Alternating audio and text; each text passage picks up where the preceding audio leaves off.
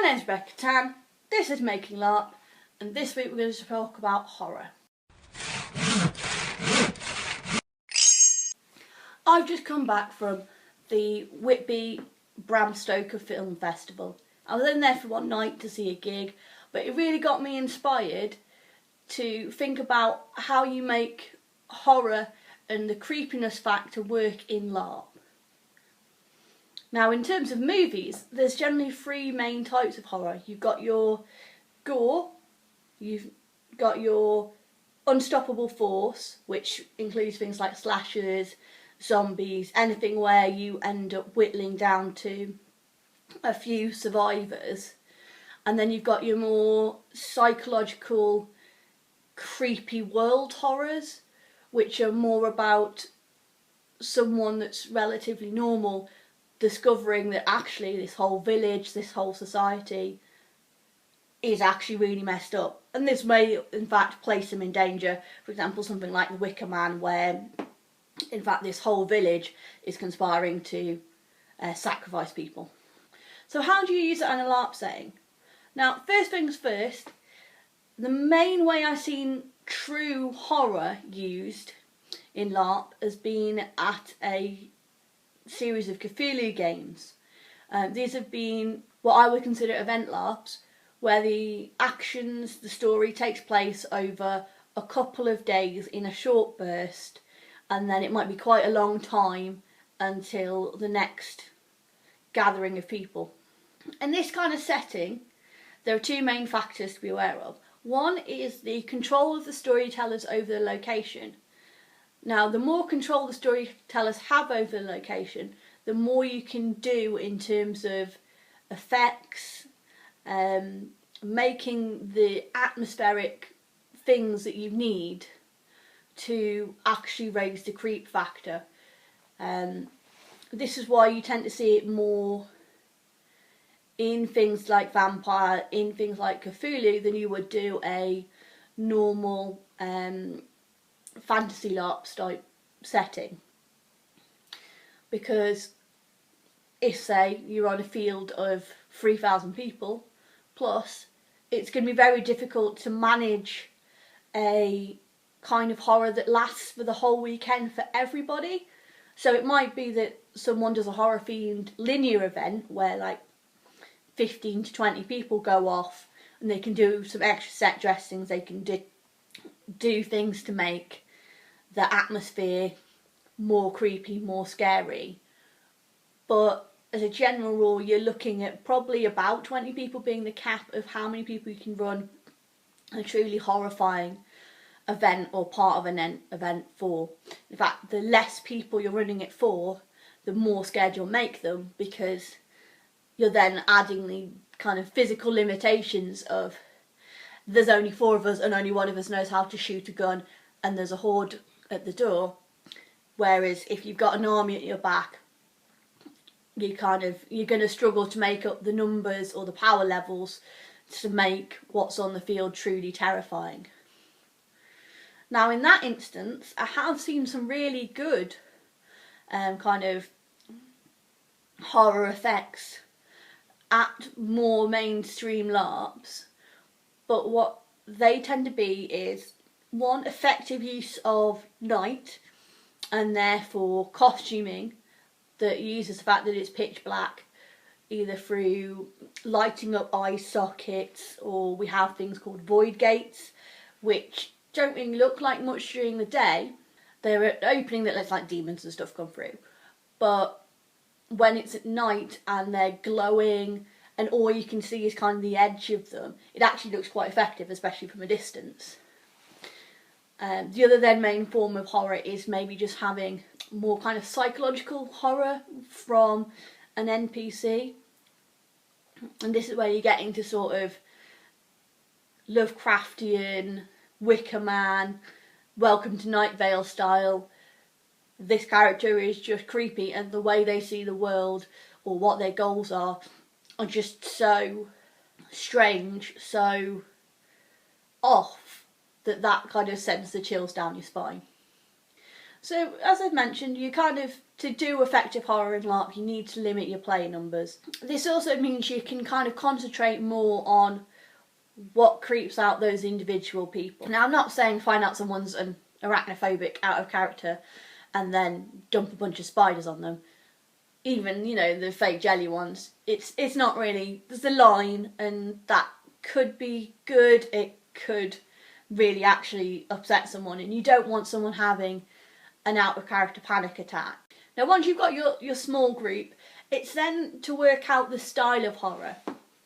Now, you're going to be going in kind of having an idea of what the LARP's going to be, unless it's advertised as something like a murder mystery or a Mortals game.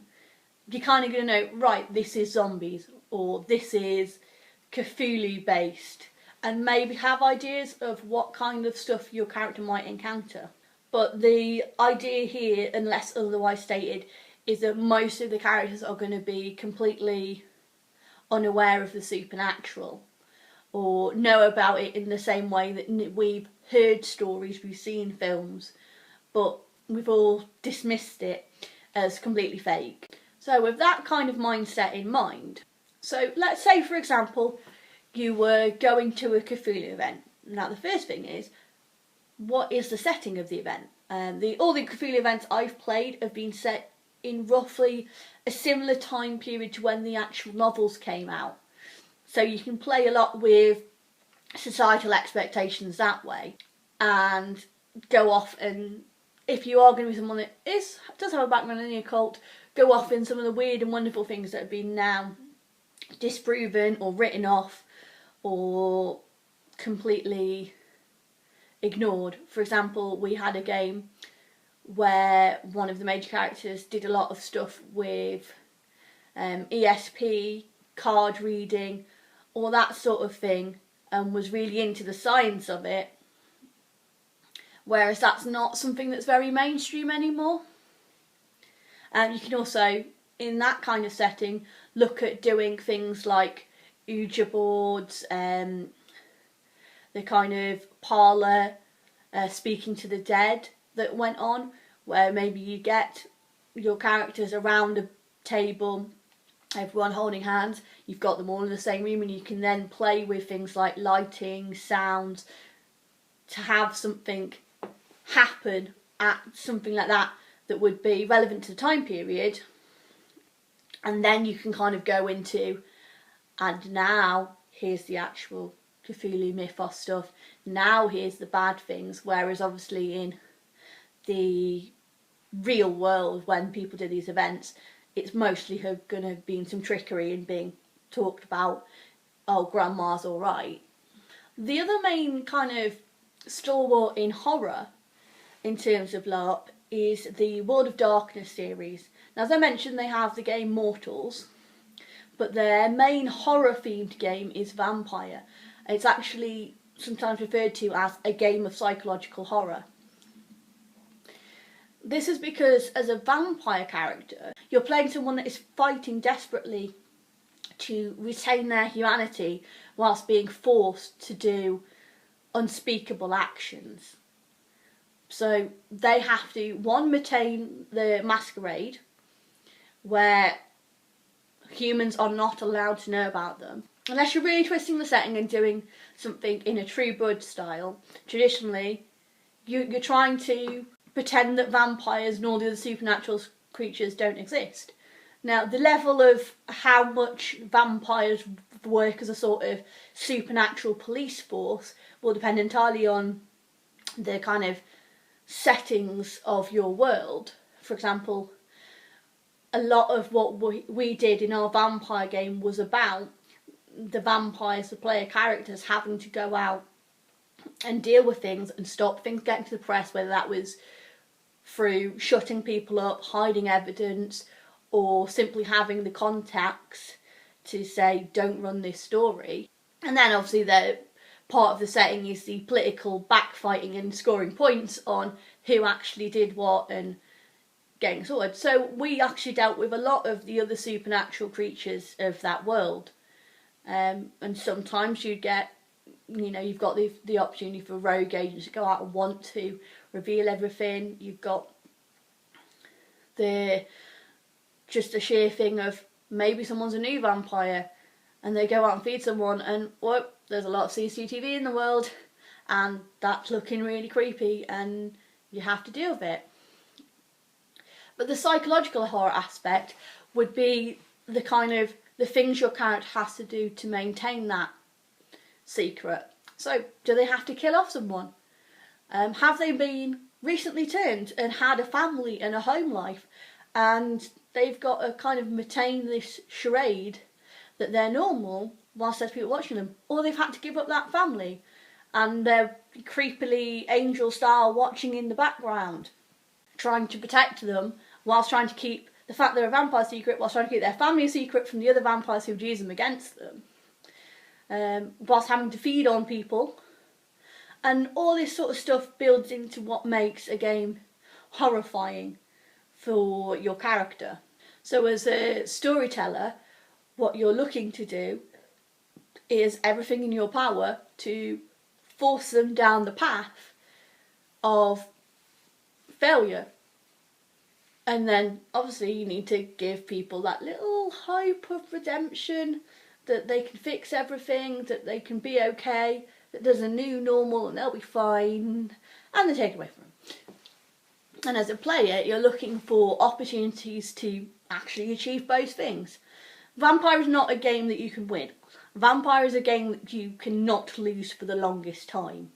Is about as much measurable goal as you get. You can measure the shiny things, you can measure how long you stay in a position, but eventually your character is either going to die, going to have to be put down because they've gone far too inhuman and they're basically feral, or they're going to get old and powerful enough that they need to go to sleep. And you can try and accumulate as much shine as you can before that part of time, but you pretty much, it's going to happen as one of the mechanics. Basically, after so long awake and so much kind of power in their blood from being awake, vampires feel this urge to go sleep, which is a great mechanic for bringing in characters that are much older but are still new, because during the sleeping process you lose a lot of your stats and your abilities. So you can come in as someone's really old, someone's gone and dug up somewhere and that's woken you up. You've also in Vampire the Requiem got, as part of that sleeping process, the fact that you have kind of these, it messes with your memories. So you could wake up and believe yourself to be someone you're not. You could believe that you're older than you are, younger than you are, and that's a good aspect where a storyteller can include horror, as your past can come back to haunt you and you might not know it's your own past. And you know, your character could have done horrible things that you just don't remember anymore, and realising who you truly are or who you truly were can be quite a horrifying prospect. So I hope I've given you some ideas about how horror works in a LARP setting, and wish you all a happy Halloween, and I'll see you next week.